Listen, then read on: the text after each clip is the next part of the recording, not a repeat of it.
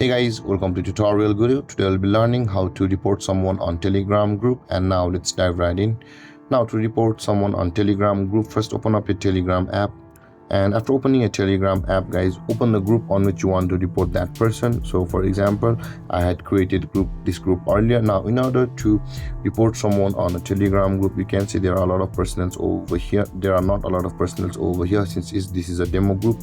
Now in order to report that person on your Telegram group, tap on the message, guys, like this, and this kind of drop down menu will appear where you can see there is a report button available for us. This will be available for any messages, guys. You can see, tap on it, and there is the report option available for us. Tap on that report, guys, and you can see this kind of interface will appear where you will be able to report anything through here. Let's tap on other for demo example, and you can see you can write any additional details which you want to report, and tap on the send report, and that person will be reported on your Telegram group. And there, guys, this is how to report someone on Telegram group.